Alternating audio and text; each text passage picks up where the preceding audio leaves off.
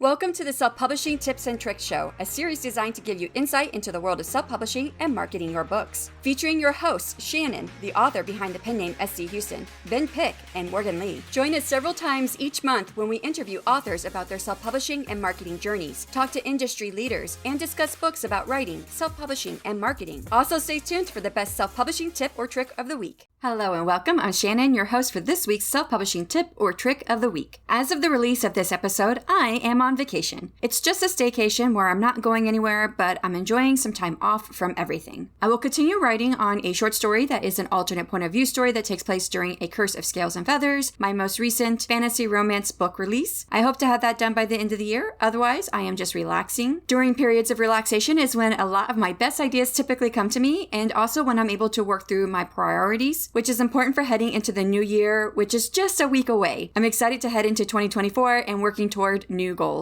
All right, this week's tip focuses on creating an effective welcome email for new subscribers to your email newsletter list. A welcome email is your first chance to connect with your readers, so it's crucial to make it engaging and authentic. I'm pretty sure I've said this on the show before, and that is I would never be one to say that you should do anything when it comes to marketing except for one thing: newsletters. I don't plan to go into which newsletter provider you should use, although stay away from using your personal email account. I also don't plan to cover what reader magnets are, but I will talk about how my welcome email is different with a reader magnet. In case if you don't know what a reader magnet is, it is something you give away to your readers in exchange for them doing something you want them to do, most commonly signing up to your mailing list. So why should you have a newsletter? Statistics show that 92% of adults use email, and of those, 99% check their email at least once a day. And 61% of consumers report that they'd rather hear from their favorite brands via email. Welcome email open rates are high compared to a lot of things like social media views and engagement rates. It's at 82%. But beyond these statistics, I feel the most important reason for having a newsletter is having a more direct route to interacting with your fans. You have no way of reaching anyone who buys your books on Amazon or Barnes & Noble or Google Play,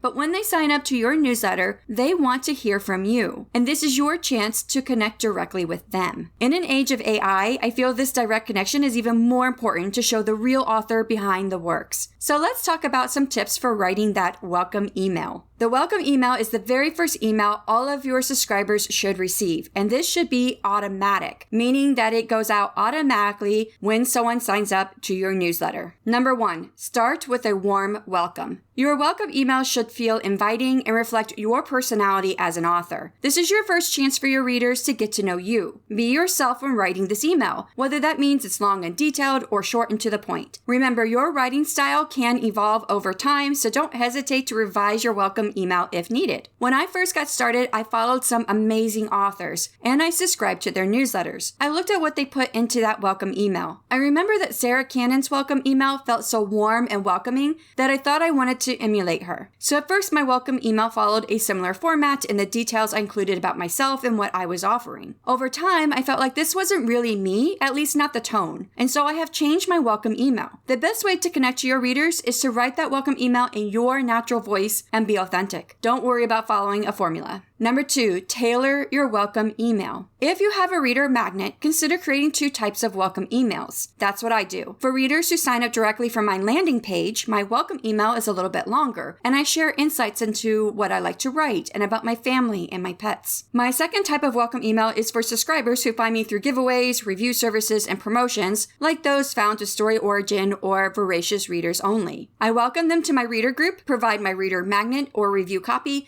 and briefly discuss the work they'll be reading. I usually include what I liked about writing that story. Number 3, make a personal connection. As you are tailoring your welcome email, always remember why your readers are there. They're interested in your work. Share your enthusiasm about your writing in that welcome email. Number 4, include whitelisting instructions. For both types of welcome emails, I encourage readers to whitelist my email address to ensure my emails reach their inbox. I also provide a link with instructions for whitelisting. I also make a note for Gmail users to move my email to the inbox to prevent my emails from landing in the promotions or social tabs. I'll include the link and verbiage for both the whitelisting and Gmail moves in the show notes and in the description box for YouTube. Note that I'm not the original creator of this verbiage. I think it's a hodgepodge between what Sarah Cannon and Andrea Pearson have in their emails. Number 5, add a call to action or a CTA. I include a CTA relevant to the type of subscriber who has signed up. For my landing page subscribers, I provide a link explaining how to whitelist my email. For my reader magnet or review copy subscribers, I offer a link to access my content. I keep the CTA simple to encourage engagement. Number 6, offer an unsubscribe option. Last, I put into the body of the email at the very end that my subscribers can unsubscribe at any time. I also include an unsubscribe link at the bottom of the email. My goal is to provide every opportunity for that subscriber to leave if they really don't want to be there. If you grow your list steadily over time, as I have, you'll reach a point where you'll have to pay for your newsletter provider service. And personally, I don't want to have to pay for people who aren't really invested in me and my stories. And that'll do it. Creating a welcoming and engaging welcome email is a valuable step in building a direct connection with your readers. By following these tips, you can create an email that resonates with your audience and hopefully strengthens your author-reader relationship. I'll see you guys next week with the next self-publishing tip or trick of the week. Thank you so much to our incredible listeners and viewers for joining us on our exploration of everything self-publishing. We hope you found our podcast to be a treasure trove of insights and inspiration. If you've enjoyed the show, please consider leaving a review on your favorite podcast platform or thanks on our YouTube episodes. Don't forget, you can catch all of our past episodes on YouTube, Spotify, and other major podcast platforms. And if you'd like to connect with us, drop us a line at selfpubishingtipstricks@gmail.com. Keep writing, keep publishing, and we'll see you next time.